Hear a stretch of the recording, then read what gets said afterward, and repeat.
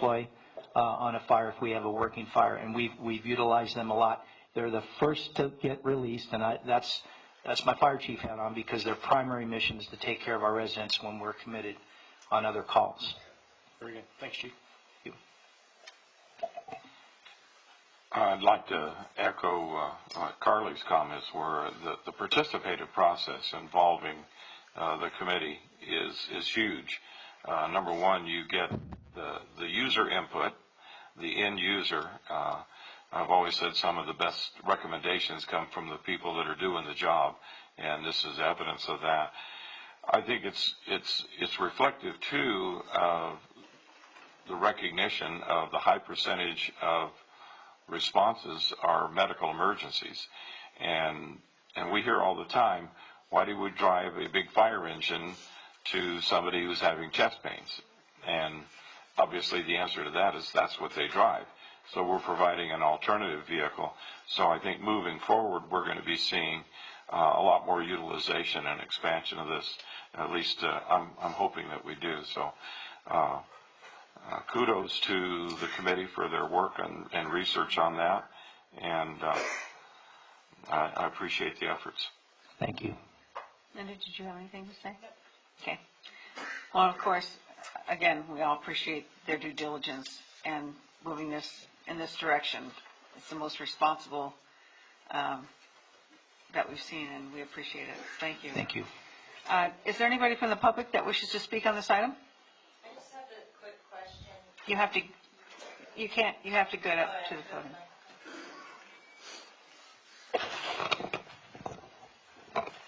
I know we know who you are, but for the sake of those who don't, please state your name. My name is Tammy Radomski, and I really like the fact that your department brainstormed and came up with this solution. But I've always, most of the items that come up before you, I'm always wondering, are there grants out there? And going back to Russ Brown's suggestion to look into getting someone from the local school, I really think we need to research that further. But that's my question to the chief. Thank you. And I think we've been reminded on a regular basis the importance of the grant process. No grants were available. We have two that are active right now. One we brought forward tonight. We have an AFG grant in play right now to replace, it's about a $500,000 grant to replace our self-contained breathing apparatus, and we hope that we're going to hear shortly. And so where we can, we engage with that activity. I just saw the SAFER grant came out again. Will you be going after that? Not necessarily for this, but not necessarily for this. I think I speak for all chiefs. So with my chief hat on, there's a double-edged sword with a SAFER grant. What I don't want to do is tie your hands as the policy body, get the money, we put it in place, and when the grant goes away, then we put you in a bad position. And fiscally, the three things, again, thank you for bearing with me on this, is number one, firefighter safety, operational readiness, fiscal sustainability. So what I don't want to do is create a longer term problem for you. And I know you know well that we had a challenge we had two SAFER grants that we went after and were declined on. And then we had one previously that it really causes a problem when you don't have a dedicated sustainable funding source when the grant goes away. And I know I talked all around it, but hopefully you got my intent. I agree. But it's that old adage that you don't find a grant and then look for something, a project or program to submit. You have the project or program first, and then you see if there's funding out. So that's when it works that way, it works a lot better. So anyway, I appreciate your thoughts on that. And do we have any other comments to make, Council? None being, may I have a motion, please? I'll move to approve. Please vote. That passes 5-0. Thank you very much, Chief. Thank you very much. Moving on to City Council reports. Councilmember Krupa. Okay. Riverside County Transportation Commission, we had our annual workshop a week and a half ago, and we're at that time in the usage of Measure A funds that we need to reprioritize how that money is being used. So we were asked if we had any specific projects in mind that needed to come to the top of the list, and I had asked several staff members to give me information on vehicle counts and accidents and police costs and maintenance costs to both Warren Road and Sanderson Avenue that run through the city of Hemet, to make a big pitch for Highway 79 realignment to be moved to the top of the list. I did that, and we're setting up special meetings with Juan Perez, who is the Riverside County Transportation Land Management person, and with Supervisor Chuck Washington's office. And Supervisor Washington just happens to be chair of RCTC this year. So we'll be getting staff involved in that, and we'll be making our push to prioritize Highway 79 and not leave us at the bottom of the pile where we have been for many years. The Ramona Bowl Association, their Winter Visitor Day is going to be March 16th at 1 o'clock. So if you are a winter visitor listening to this, you can come up and enjoy a preview of the Ramona Bowl or the Ramona pageant. RTA is in a couple weeks. The library trustee meeting is this Friday, and then the following Friday in the afternoon is family story time. And I'd also like to say that with the Get Your Comics On, which had its second annual presentation a couple weeks ago, there were over 700 people that attended that event upstairs at the library. So it has grown rapidly, and I'm hopeful that it will continue again next year. League of California Cities, our next general meeting on that is March 11th in Desert Hot Springs, and it will be at an indoor cannabis grow site. The main speaker will be Adrian Sedlin, who is referred to as the Steve Jobs of the California cannabis industry. So for those who, well, it's for city people.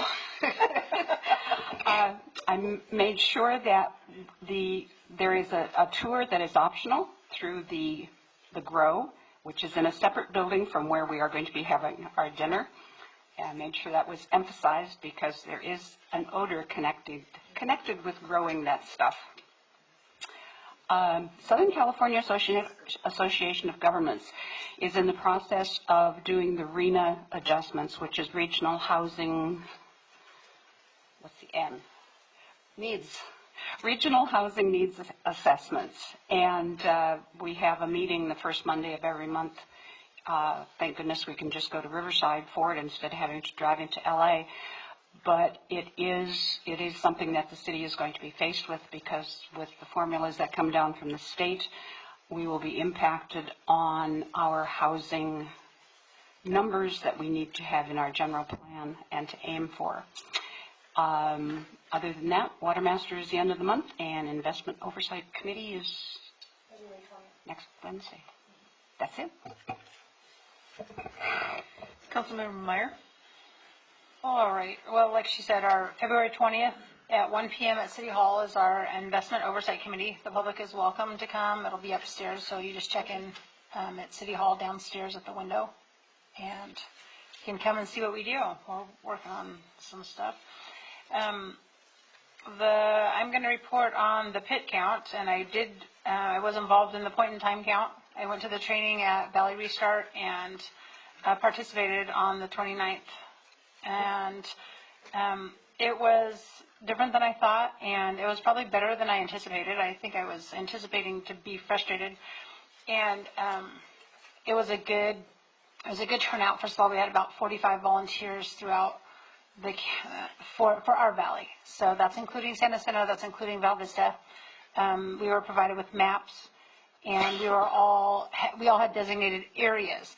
Now, how the point in time count works, and this is probably missed by most, but the county picks a day in January. The nation gives the national dates for the point in time count are the last 10 days in January. So because of whatever reasons, they picked the 29th because it fit with other counties that are around us, and some of the people help in those counties that help us at ours. Maybe not necessarily in Hemet and San Jacinto, but in general. So that being said, we start and we have a 4-hour window to count homeless people. Now, we all know that it's going to be impossible to do our jobs in 4 hours, and we were able to count, some of my team counted all day. We had a driver, we had people, the app is on your phone, so you actually do the survey on your phone. Depending on what their answers are, it takes you to the next question that's appropriate. What we got a little bonus this year, and they let us have some creative thinking, and they let me get up and talk, so that's always scary, but it's scary for them. But when I'm talking about the county, they had mental health there, and they also had the county social workers that were training us, and I gave them city cards, and every single homeless person that was counted in our valley was not just given an incentive bag, but we actually asked them if they want off our streets. We did that in our town, and I had 2 people that said, yes, we want help. And we were able to find them help within an hour. I worked with Lieutenant Fleming, I worked with Liberty Ranch, and we found them a place to stay. Those people ended up denying the help. And I'm just going on record saying that we don't have the totals yet. My team had 25 for the day. I know that several days the people were counted, but the people in Hemet need to know that we are diligent on our streets and we are offering help. It had just rained. It had been cold. We walked through muddy fields. So the areas that they're living in are not ideal. It's not like our rain came after the count. We had rain before the count, and they still did not take that help. But just so our citizens know, we are out on the streets, and we are offering them a bed. We're not just offering them $5 for Taco Bell, but we're offering them a bed, a place to stay, counseling, a job, and support for life. We will keep trying. That's all I have. Councilmember Percival? I was at RCA last Monday, and the only thing really that came out of there is Lisa Sobek from Menifee was appointed as the vice chair for RCA.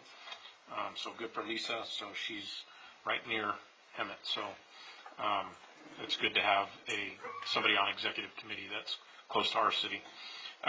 Species of the month I'll have at the next council meeting because I took a picture of it on my phone and I left my personal phone at home today.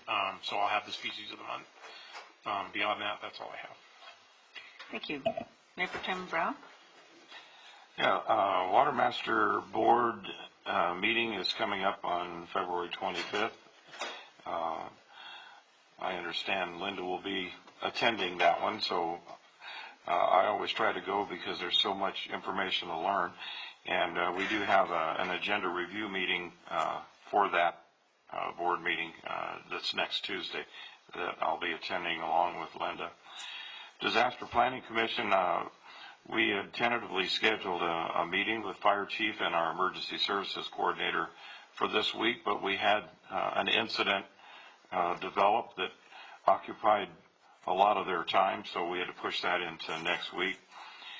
Nothing to report on traffic and parking, but I've had some preliminary discussions with our city engineer, and I want to have some more discussion with council and city manager about the concept of that commission and perhaps expanding their roles and of review, and even perhaps a name change suggestion. And let's see, Western Community Energy Board meets tomorrow, and I'm an alternate to that, so Bonnie's going to be going to that. And I would like to make a plug for February 21st is our city-sponsored blood drive through live stream. My wife and I have already reserved spots, so I'll throw out at 10:30. Okay. Throw out a personal challenge to everybody in the room to participate in that and donate, because it's certainly for a worthy cause. If I may impose on our fire chief spontaneously, since he's standing there, without going into a whole lot of detail, could you give us somewhat of an overview of what the fire department and a lot of other city staff have been assisting with this past week? Mayor Pro Tem, be glad to. I'll keep this very brief. We had a major event for our city, major community impact that occurred at the Royal Holiday, 4400 West Florida Mobile Home Park. This started actually last Sunday, February 3rd, where they had a gas leak for the entire park. We were notified officially on February 5th, Tuesday, at about 1 o'clock. I was contacted by the gas company. We assembled our team, went to the park. What makes this unique, because gas happens to be the discussion, but this is an earthquake scenario that we all have to think about. So I appreciate the opportunity just to give you very brief. The park is split east side, west side, and we had when we were first on scene, we had the specter of how we relocate upwards of 100 residents, senior residents. In some cases, they had medical conditions that we needed to deal with. Our role at that point is supportive. We had our legal authority was under the Health and Safety Code, specifically with regard to the repairs that were occurring. There's a 48-hour window to get those repairs completed before that building is red tagged. So the overlay with that is, what do we do? We're entering into some freezing temperatures. So I want to highlight everybody that came through and helped on this, but more importantly, the corporate management on site, because of the relationships that our ESC coordinator has developed. We were able to work with them. We provided the guiding influence, if you will. We had 4 town hall meetings, and I want to thank Russ for being there. Carly was there as well. And our job was to reassure the residents. 51 units were displaced very early on the east side, and 45 units on the west side. And that repair should be completed on the west side either today or tomorrow. The rain may hold that up. But the agencies that were involved here were tremendous. In addition to the fire department, we obviously had our Hemet Police Department, our ROCKS team, our Building and Safety Department, our Code Enforcement team, the gas company, AMR, the Ramona Animal Shelter, Senior Transportation Caravan. Supervisor Washington's office was represented by Opal Helwig and Brian Tisdale. And we also activated a warming center at the Simpson Center. That was really the biggest concern we had, because they had no heater, they had no hot water, and it was very apparent, no plan. So lessons learned with this is that we're taking this, and Kat will be working at bringing together a consortium of all the park management and help them develop a plan.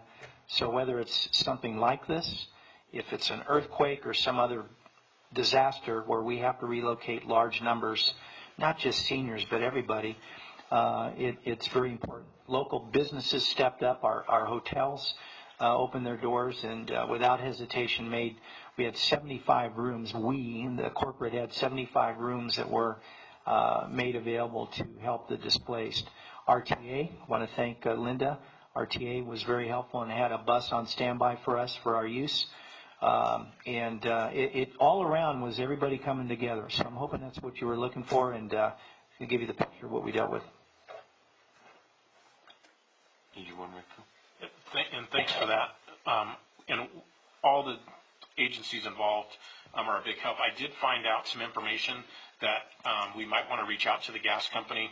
They do have a program that they might be able to get some funding to help this type of a park with a master gas meter, that they can then come in and put meters on every space. So some information that I had come across, we might want to reach out to them and see if they have funding that could fit this particular park. We'll do that. Thank you very much. And thank you for that overview, Chief. And I just want to say for public record, I was absolutely, totally proud of our city staff and their representation and their handling of that incident. I view that as what I would call a real world exercise. And it shows how even something that's isolated to a single park doesn't impact the whole city, but just how many resources come into play to help mitigate that. And it's still in process right now. It's not finished. But the park residents and the park management were extremely appreciative of the city staff. We had code compliance personnel there. We had building inspectors, and they were literally looking over the shoulder of the repair work as it was being done so that they could sign off and approve it right then and there and not delay the process. So the whole city team coming together made me feel very proud. So I really appreciate all that work that's gone into it and that's still going into it. So thanks for that overview, Chief. And Chief, thank you for making sure we were all updated throughout this process. It was very helpful. Okay, Planning Commission, I had another conflicting meeting that night. Western Riverside Council of Governments be tomorrow, and Southern California Association of Governments. It was an interesting presentations they had with regards to the Energy and Environmental Committee, but they talked about collectively through the regional council as well through healthy communities and how the multi-generational households that we have to start thinking about. And how do we plan for that? We know that many people now don't just have their husband and wife as they grow older in their homes. It's their kids that are not on their own. They're 27 years old, 30 years old, and they're at home, or that they're taking care of their parents. And so how are we going to address that issue years down the road with asking developers, and I know that there are some cities that have multi-generational developments. And so I think, this is a real issue to have to deal with coming up, and how are we going to do that? So they spoke of that, and also providing funding for after-school program transportation so that kids whose parents are working and they can't get into sports, they can't do any of those things because they don't have the transportation. How are we going to provide funding, or they want to try and provide funding for those types of transportation concerns. And also, let's see, there's something else. And a neighborhood shuttle, so that a free shuttle that will take the kids safely from one event to another, or their sports or whatever particular program they're scheduled in after school's let out. And I thought that was a really great concept to start thinking about, because it's happening more and more, and it's always been a problem for most parents and children because they can't do what they would like to do after school and belong to a lot of the programs that are available. Let's see. And so on the regional transportation plan, they're going to be thinking too about the future of mobility needs for the older generation. Right now, the older generation, 65 and up, is really the highest demographic. So how are we going to address that issue for the older generation?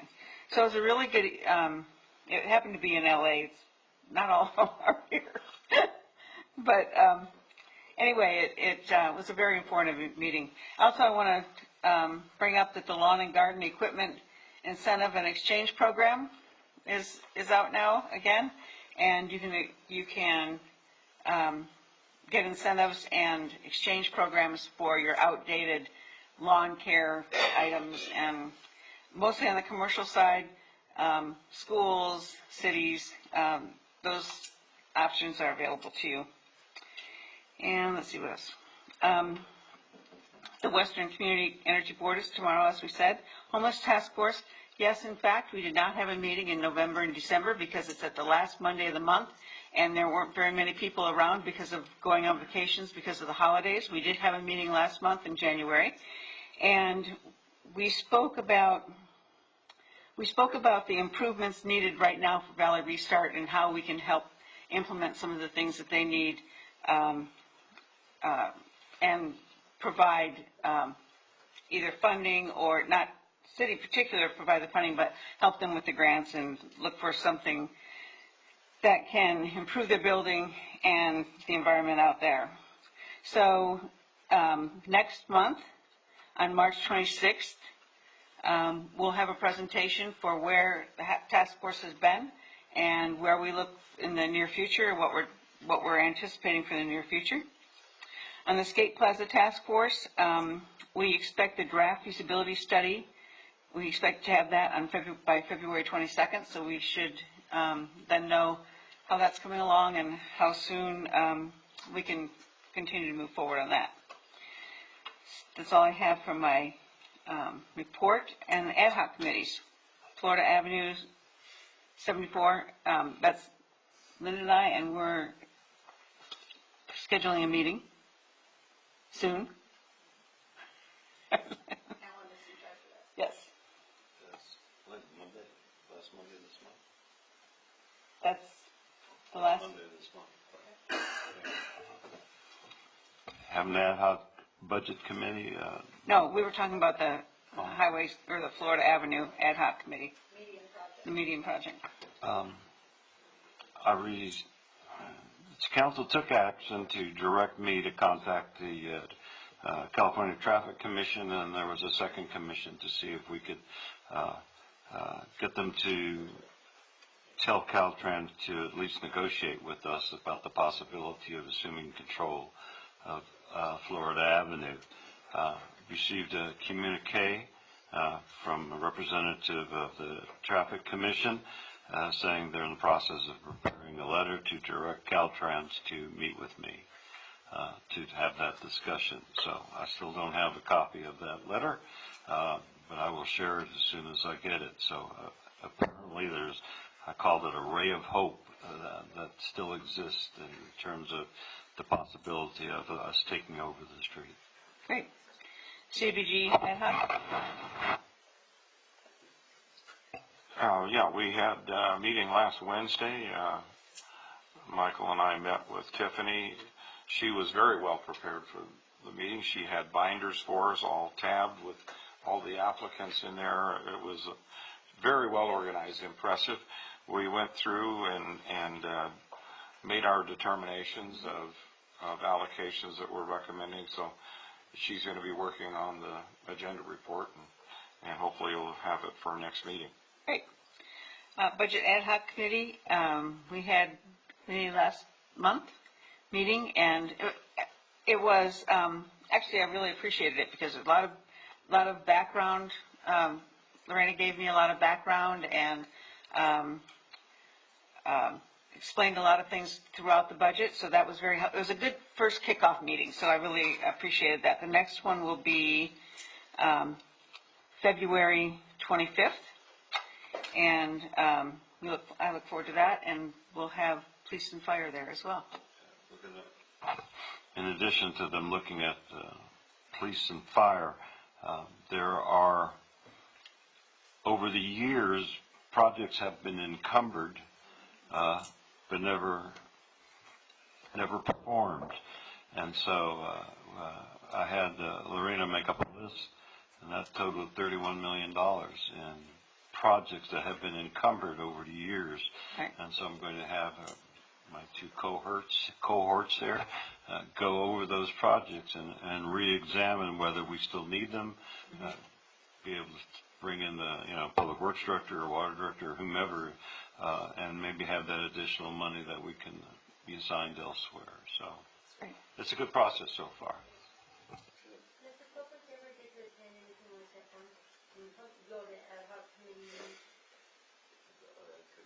She wants to know if public can ever attend those meetings.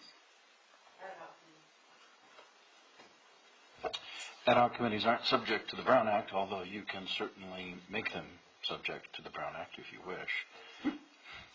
Typically, they're short duration, single purpose committees that give staff and 2 council members an opportunity to do work through things that aren't quite ready for display in the public or to go through conceptual items. So you can certainly invite people if you'd like, but they're not subject to the Brown Act. Okay, thank you. City manager report. I just did it. Oh, you just did it. Anything else to add? I would like to make a comment, Okay. though. Based on the reports given by the 2 chiefs tonight and Deanna always and such, you have an excellent staff here. You have a good staff. I think we're coming together as a team very well. And I appreciate the partnership that exists amongst the council, among yourselves, as well as the staff. I'm proud to be here, and I'm proud to be associated with all this group.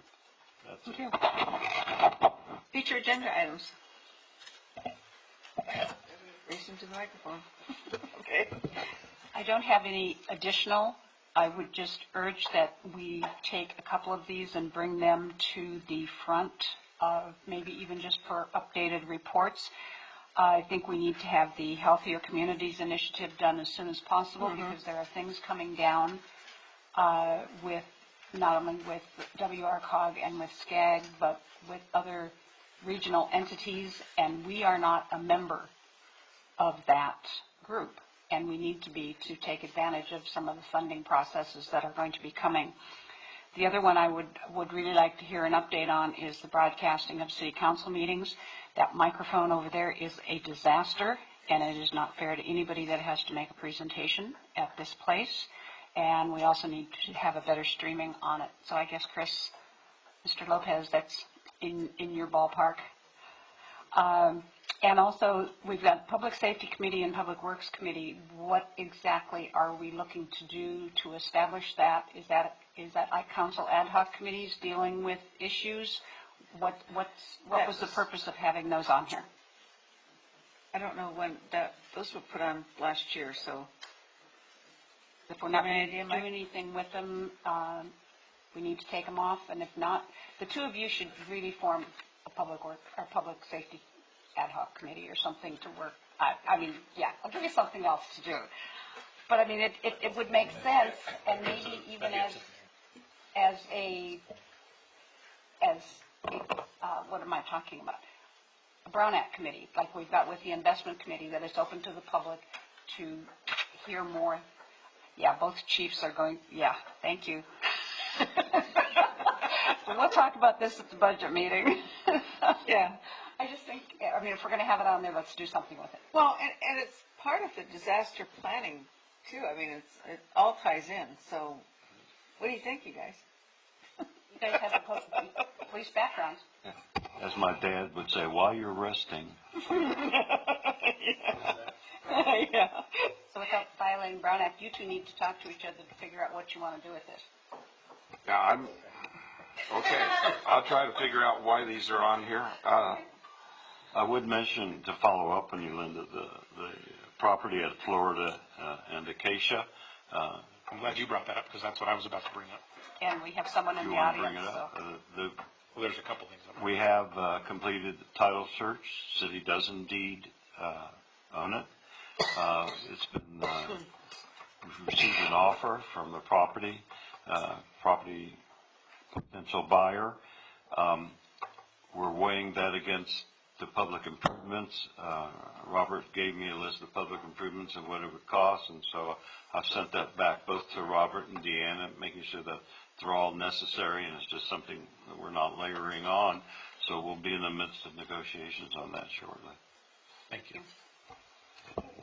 I have one more too, and this is quite different than your public safety and public works committee, but we need to reevaluate the Parks Commission because it's absolutely pointless. I mean, I've been on it, this will be my second year, and I can't even get anything done on the parks, even if it's donated, so So so take me off. Okay. But I think it needs to be reevaluated. I was just going to bring it up tonight because there's two big issues coming up that could involve Simpson Park and, The fact of the matter is they don't come to us. They don't come to me. So somebody else decides in here, not me. And so nobody talks to me about it. so they don't have any meetings at all? No, we don't have meetings. And we had one last year, and it was like to hang a tree flag, you know.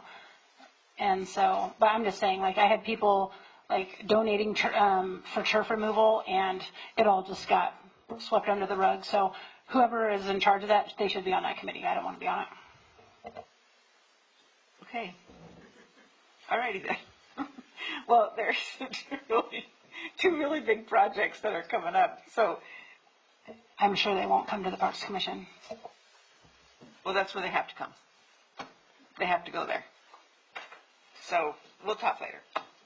I think if you knew what they were, you'd be right on board with it. And it does, the Parks Commission does have to be revamped. It's kind of like the Transportation or Commission, or Traffic and Transportation.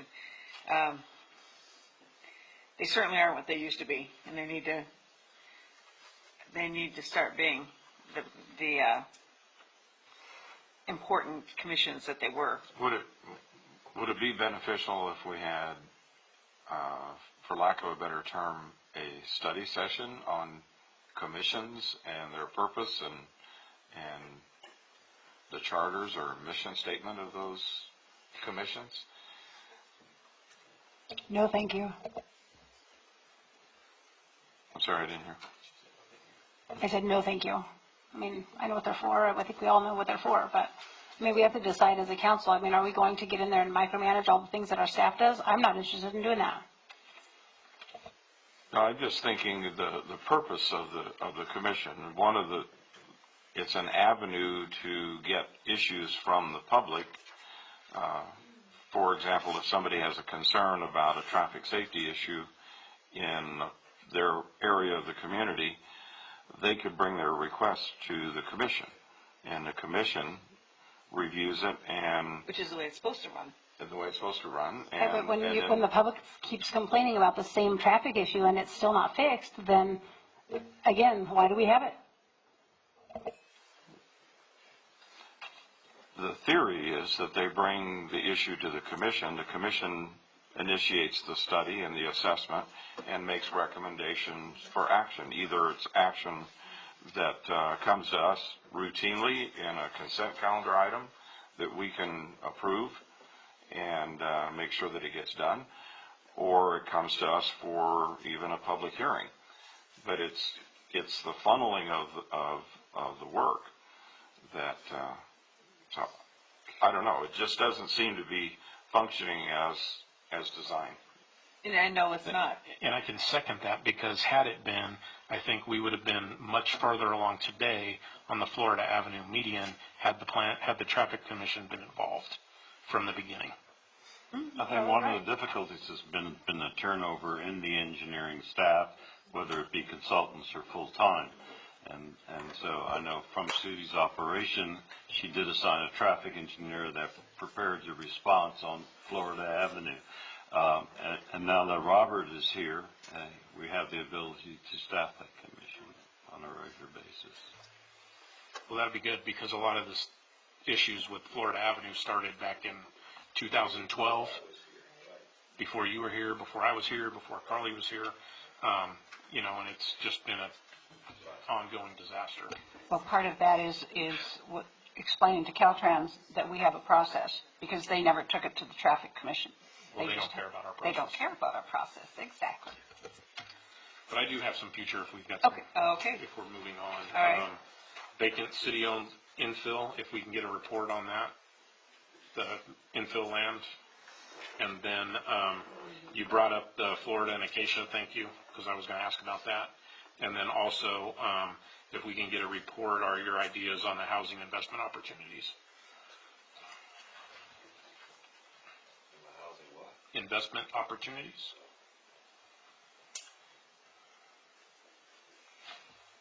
Those are the only things that I have. Okay, and, I don't know if this is, there's been a number of people that have approached me about the name just left me. Not enterprise zone, but the other one. Opportunity zone, yeah.